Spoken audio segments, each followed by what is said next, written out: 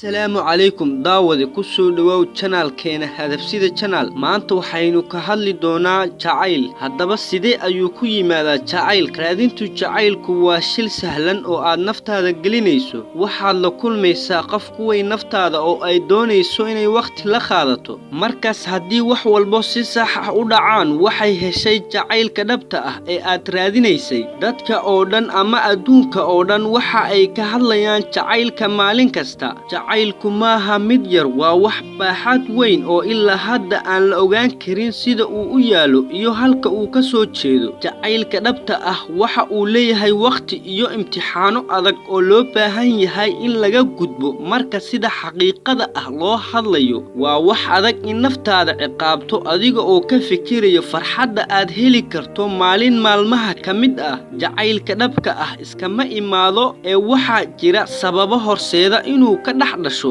labada qof ee nolosha u diyaarsan inay wadaagaan sida ugu dhow ee uu ku yimaado jacaylka dhabta ah waa in aad qofka la joogto muddo sanado ah si aad u ogaato una hubsato waxa aad haysato inuu yahay sheegay noloshaada u baahnay